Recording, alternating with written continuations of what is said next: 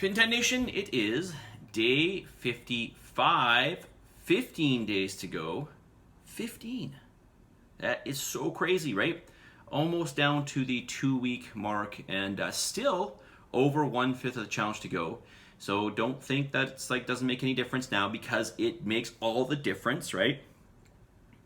It makes all the difference. We saw how much 3 weeks difference makes, right? When we did your second scan, your third scan, right? We saw how much of a difference that made, and for even some of you, your first to second scan. So we know that every day counts.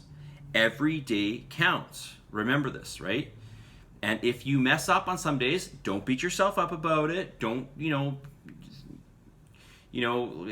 have a mental breakdown or meltdown or whatever. Just move forward. But I will tell you that bad days can set you back, right? So if they happen, they happen. They shouldn't happen, but they might happen. We're human. I understand that. But then you got to move forward, okay? All right? Make sure, reminder to you, make sure that you log everything as accurately as you possibly can. Log everything. Even that meal or food, that little bit of food or something that you snacked on that you weren't supposed to have and you didn't put in your diary, put in your diary so then you know, and put in exactly how much you had, okay? Okay, I spoke yesterday a little bit about myself, which was a little weird. I don't know if that actually helps you if I speak about myself, but listen, I just want to talk about this just a little bit more because, hopefully this will make you, I don't know if it'll make you feel better, but maybe, you can just, telling you what I do might be helpful to you. So, I told you yesterday a little bit about my meals, etc., what I do. It's not always like this, sometimes I will leave the house, for instance, I don't know, going hiking or something, and I'll pack some food with me. And it's possible that, even though I try to time my meals every 3 hours, I used to be like dead set on that. And, well, I won't go down any rabbit holes today, but, now if I'm 4 hours, if I'm an hour late for a meal, whatever that means, okay, so it's been 4 hours, say 8 or 4.5 hours, or I don't really get too concerned with that. But if you're asking me, is all my food accounted for aside from the one cheat meal I have? If you're asking me if all my food is accounted for, yes, it's accounted for. And again, it's like I mentioned to you yesterday, it's just who I am. It's what I prefer to do. It's not a task for me. Well, it is a task, but I don't really, I have two choices, not to do it or do it. And if I don't do it, it's harder for me. It's harder for me to, I don't know.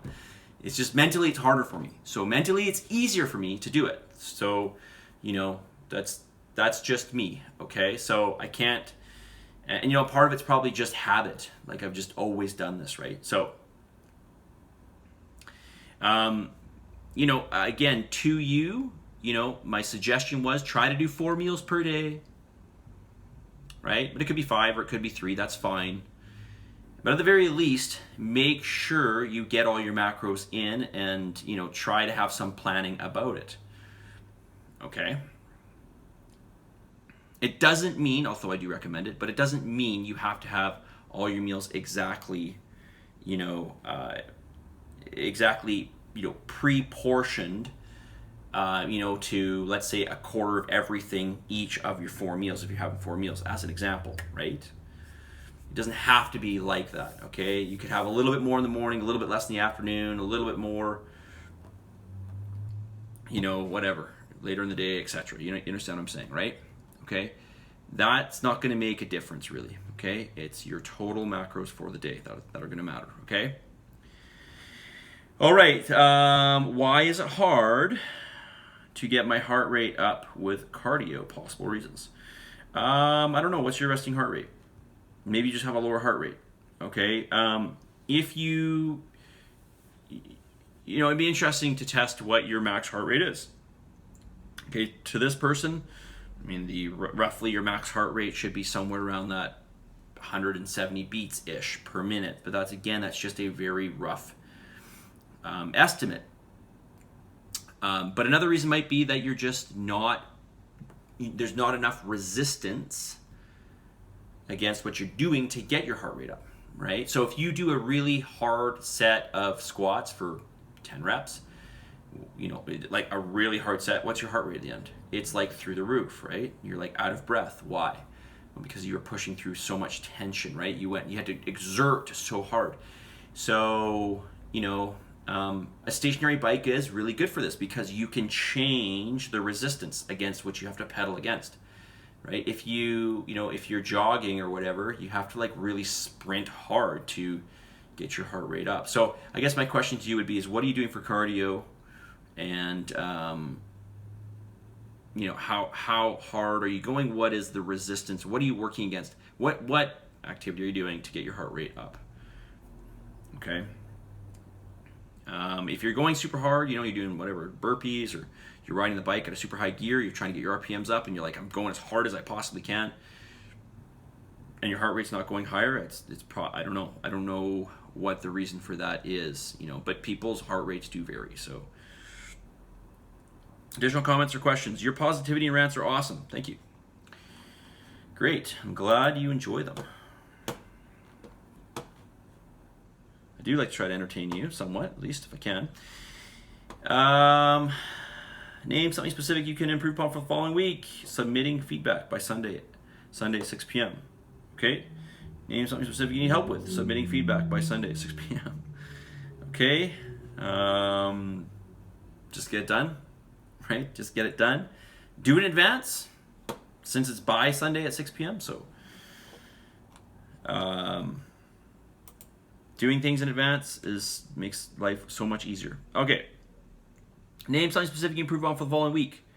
Reverse grip curls. Add 5 pounds on the small bar, then work way up to adding 10 pounds. Okay, this is a really hard one because it's an isolated movement. So always on your isolated movements, you can think of isolated movements generally as one-jointed movements. So like a bench press is a two-jointed movement, right? Movement at the elbow, movement at the shoulder, right?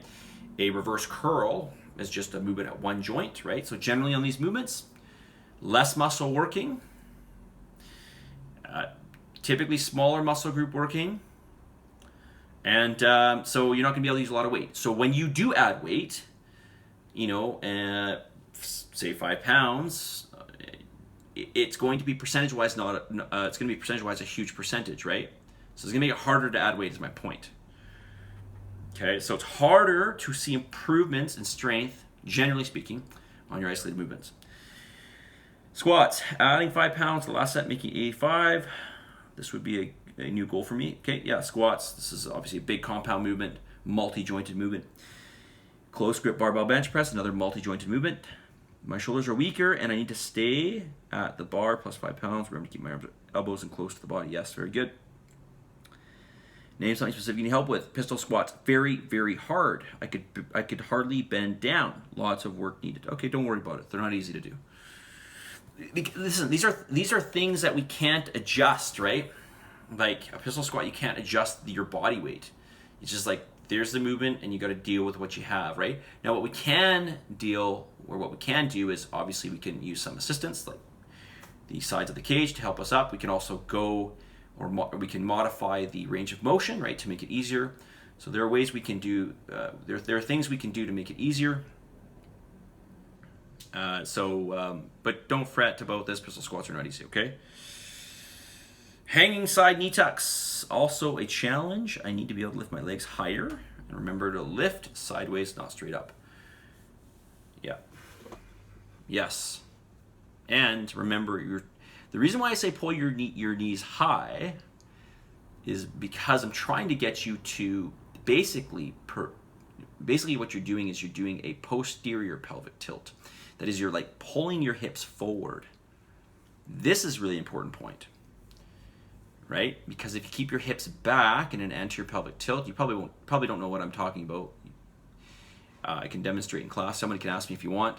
You will never get your abdominals because it's just going to be purely hip flexor. Okay, so it is really hip based, very hip based. Okay, 10 minutes.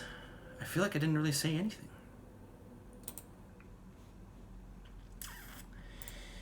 All right, message of the day. You cannot find time. Rather, you must make time. You cannot find time. I always say, people say, I just have to find the time. You won't find it. It's impossible. You have to make the time. Okay? You have to make time for it. You have to make time for it. A perfect example are those people that come to do the 4:45 a.m. class. You know, you got to make time for it. And they're just making time for it because they don't have time in their schedule to do it later.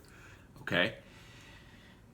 So, I'm not saying it's easy, and I'm not saying you're a bad person if you don't, make time. But I'm just saying again, it's rolling back around to this thing about being honest with yourself. You just have to be honest with yourself, right? Just be honest with yourself. How important is it to you, right? If it's important enough to you, you will make time for it. You will make the time for it. You will make it happen. Okay. All right. Day 55 wrap up as we head into the final 2 weeks. I told you it goes by fast, right? Remember? It was like day 1 was yesterday, right? It goes by super fast. Positive energy, positive vibes, believe in yourself, and for the love of God. Give some gratitude. Talk to you all very soon. See ya.